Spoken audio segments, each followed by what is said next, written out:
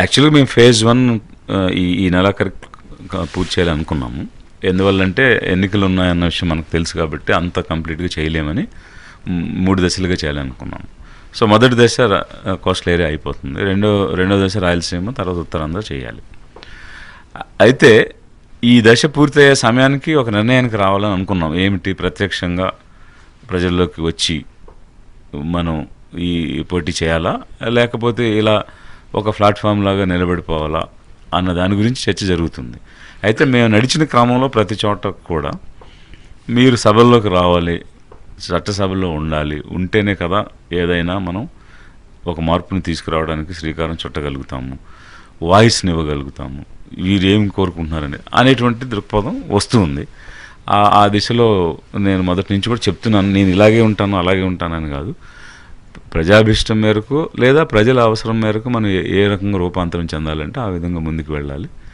It is only to serve the poor, అది underlying principal. ఆ ప్రిన్సిపల్తో పనిచేస్తూ మనం ఎక్కడి వరకైనా, అది పార్లమెంట్ అయినా అసెంబ్లీ అయినా ఏదైనా కూడా వెళ్ళడం కోసం అయితే పనిచేయాలి అనేటువంటిది ఇప్పుడు నడుస్తున్నటువంటి చర్చ. ఇప్పుడున్న పొలిటికల్ పార్టీల వైపు చూస్తారా, కొత్త ప్లాట్ఫామ్ ఉంటుందా? అది అసలు పార్టీల వైపు చూడాలనే ఆలోచన అసలు మొదటి నుంచి లేదు. చూడకూడదనే డెసిషన్ తీసుకున్నారా? అది కూడా తీసుకోలేదు. ఎందుకంటే పార్టీల వైపు వెళ్ళాలనుకుంటే ఇప్పటికీ ఏదో ఒక దానిలో వెళ్ళి చేయొచ్చు, కాబట్టి అలాంటి చేయలేదు. ఈ రోజు వరకు అయితే ఓపెన్గా ఉన్నాము. బట్ ఇప్పుడున్నటువంటి విధానంలో ఒక శాశ్వతమైనటువంటి పరిష్కార మార్గాలు వీరందరికీ ఇవ్వాలనుకున్నప్పుడు స్వేచ్ఛగా పనిచేయాల్సిన అవసరం ఉంది.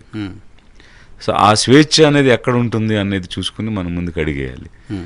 ఎందువల్లంటే ఇప్పుడు ఉన్నటువంటి ఆధిపత్య వర్గాలు వారికి ఉన్నటువంటి ఆలోచన విధానం ఇంతకుముందు మనం మాట్లాడుకున్నట్టుగా నిరంతరంగా వీళ్ళు పేదరికంలో ఉంటే నిరంతరంగా మన చుట్టూ తిరుగుతారు అన్న దృక్పథం నడుస్తుంది. అదే ప్రాక్టికల్గా జరుగుతుంది. ఇందాక మీరు అన్నట్టు మళ్ళీ ఎన్నికలు వచ్చినప్పుడు వాళ్ళని కన్విన్స్ చేస్తారు, ఓట్లు వేయించుకుంటారని అంటున్నారు. సో ఆ ఓట్లు వేయించుకునే విధానంలో కూడా ఎక్కువ డబ్బుతోనే ముడిపడి ఉన్నటువంటి అంశాలు కూడా ఉన్నాయి. సో అలాంటి సందర్భంలో కొన్ని బ్యాక్లాగ్స్ ఉన్నాయి, అంటే కొన్ని డీమెరిట్స్ ఉన్నాయి. ఏంటి, ఆ విధంగా డబ్బు వెచ్చించి మన ఓట్లు వేయించే పరిస్థితిలో లేము.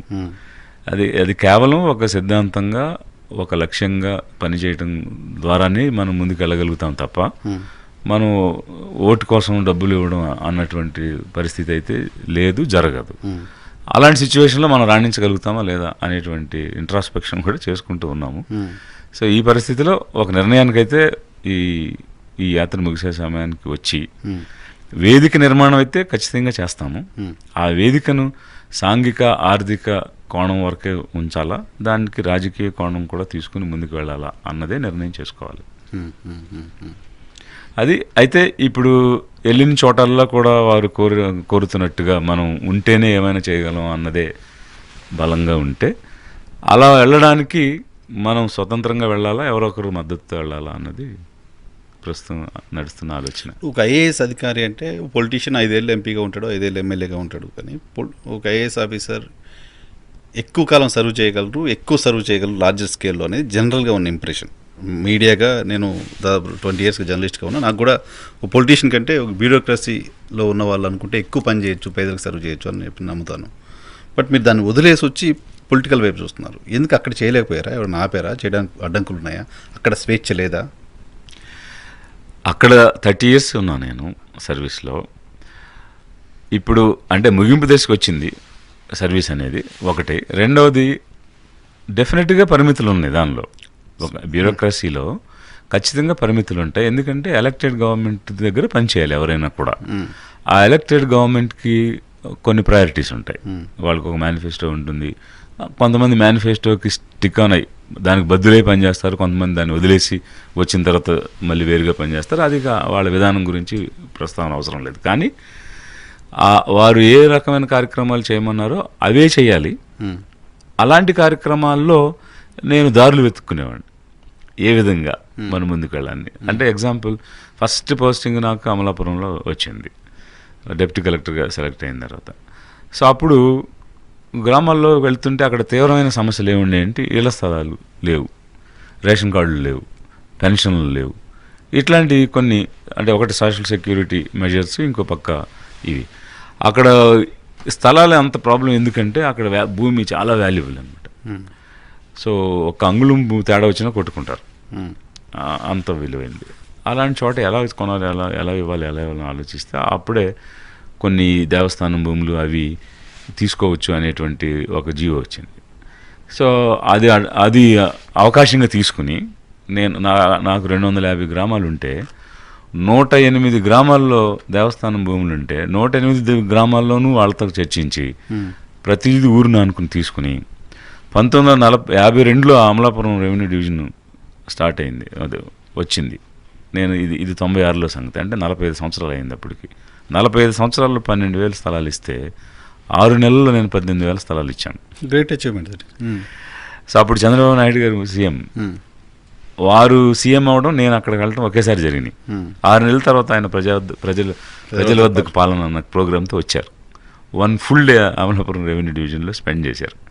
మధ్యాహ్నం భోజనం చేసే సమయంలో అడిగారు, ఎలా ఉంది ఫీడ్బ్యాక్, ఏమి నీడ్స్ ఉన్నాయి, ప్రజలు ఏం కోరుకుంటున్నారు, మన ప్రభుత్వం ఏం చేస్తే బాగుంటుందో అనుకుంటున్నారని గ్రౌండ్ లెవెల్ ఫీడ్బ్యాక్ అన్నం తింటూ అడిగారు నన్ను. అడిగితే నేను చెప్పా, సార్ ఇట్లా పెన్షన్స్ చాలామంది ఓల్డ్ ఏజ్ పీపుల్ చచ్చిపోతే తప్ప రావడం లేదనేది ఒకటి, రేషన్ కార్డ్స్ చాలామంది పెళ్ళిళ్ళు చేసుకుంటున్నారు, వాళ్ళు అక్కడే భర్త అక్కడ ఉంటాడు, భార్య ఇంకో చోట ఉంటుంది, వాళ్ళిద్దరికి సపరేట్ కార్డు ఇస్తే మా కుటుంబానికి ఒక గుర్తింపు అనేది, వాళ్ళకి రేషన్ వస్తుంది అనేది, ఇట్లాంటి ప్రైమరీ నీడ్స్ మీద ఎక్కువ అడుగుతున్నారు. ప్లస్ నివసించడానికి ఇల్లు లేదు, గూడు ఇల్లు, గూడు బట్ట, గూడే లేదు, ఇవి సార్ ఇంకా బేసిక్ నీడ్స్, ఇవి ఫుల్ఫిల్ అవ్వడం లేదు అని చెప్తూ ఇలా చేశాను సార్ నేనని చెప్పా. అప్పటికి చేసే 6 monthsలో చేస్తే ఈ వాజ్ షాక్డ్ అనమాట, రియలీ అని చెప్పి. నెక్స్ట్ డే ఇక్కడికి హైదరాబాద్కి రాగానే ఫస్ట్ క్యాబినెట్ మీటింగ్లో చెప్పారు. ఆయన ఏ విధంగా చెప్పారంటే, అప్పుడు 50 సంవత్సరాలు కాంగ్రెస్ పాలించి 12,000 ఇస్తే 6 నెలల్లో మేము 18,000 ఇచ్చామని చెప్పారు. న్యాచురల్గా గవర్నమెంట్ క్రెడిట్గా చెప్పుకుంటారు. ఇట్స్ రైట్, ప్రభుత్వం వారిదే కదా, ఎలక్టెడ్ గవర్నమెంట్ వారే కదా, ఎవరు వర్క్ చేసినా చేయాలి. సో అని చెప్తూ నా పేరు కూడా అక్కడ ప్రస్తావించడం జరిగింది. మళ్ళీ అసెంబ్లీలో చెప్పారు, పాలిట్ బ్యూరో మీటింగ్లో చెప్పారు. ఏ కోణంలో చెప్పారంటే, ఇలాంటి ఆపర్చునిటీస్ ఉన్నాయి, ఒక ఆఫీసర్ ఇలా చేయగలిగాడు, మీరెందుకు చేయించుకోలేరు, అలా చేయండి, అలాంటివి తీసుకురండి అని ఎమ్మెల్యేల మీటింగ్లో చెప్పారు, అసెంబ్లీలో ఒక ప్రౌడ్గా చెప్పారు. సో అట్లా అవకాశం తీసుకుని చేయడం అన్న దానిలో మనకు ఇంట్యూషన్ ఉండాలి, ప్లస్ మనకు కూడా ఒక లక్ష్యం అనేది లోపల ఉండాలి. ఒక ఐఏఎస్ ఆఫీసర్గా అలా దొరికిన ప్రతి అవకాశాన్ని వినియోగించి నేను చేయటం అనేది చేయగలిగాను. ఇంచుమించు 20,000 ఎకరాల భూములు ఇవ్వగలిగాను ఆదిలాబాద్లో, అనంతపూర్లో, తూర్పుగోదావరిలో, ఇట్లా పనిచేసిన ప్రతి చోట. అలాగే నెల్లూరులో పనిచేస్తున్నప్పుడు, నెల్లూరు అనగానే మనకి ఒక రోజీ పిక్చర్ కనిపిస్తూ ఉంటుంది, వెల్దీ ప్లేస్ అని. అది నెల్లూరు టౌన్ వరకే ఉంటుంది. ఒక్కసారి ఇంటీరియర్కి వెళ్తే ఉదయగిరి, వెంకటగిరి, వాకాడు, ఇట్లా చిట్టమూరు, ఇట్లాంటి కొన్ని ఇంటీరియర్ ప్లేసెస్కి వెళ్తే రియల్ పవర్టీ మనకు కనిపిస్తుంది. అక్కడ కనీసం వాళ్ళకి తినడానికి తిండి లేనటువంటి పరిస్థితి ఉండేది. నేను 2005-6 సంవత్సరంలో సంగతి చెప్తూ ఉన్నా. అది గమనించిన తర్వాత, అంటే నేను విమెన్ గ్రూప్స్తో పనిచేశాను అక్కడ, అది గమనించిన తర్వాత అసలు కనీసం వీళ్ళ ఆకలే తీరకపోతే ఇక రెండో అంశం గురించి ఎలా ఆలోచిస్తారు? వాస్తవంగా అతి భయంకరమైనటువంటి వ్యాధి ఏదైనా ఉందంటే, అన్ని వ్యాధుల్లో కల్లా అత్యంత భయంకరమైన వ్యాధి ఆకలి అనే జబ్బు. ఆకలి తీరే వరకు మనిషికి స్పృహ స్పర్శ కూడా రానటువంటి పరిస్థితి ఉంటుంది. అది అనుభవిస్తే తెలుస్తుంది. అంటే నేనైతే ఆకలి బాధ ఎంత ఉంటుంది అనేది నేనైతే అనుభవించాను వ్యక్తిగతంగా. సో ఆ పెయిన్ని మనం ఎక్స్ప్రెస్ చేయలేము, అది అనుభవిస్తే అర్థమవుతుంది. ఆ అన్నం తిని కడుపు నిండే వరకు రెండో ఆలోచన రాదు అసలు మనిషికి, మెదడు పనిచేయదు, వేరే దాని వైపు వెళ్ళదు. అట్లాంటి పరిస్థితి చూసిన తర్వాత నేను 5 వస్తువులు ఆసరా అని ఒక ప్రోగ్రాం పెట్టాను అప్పుడు.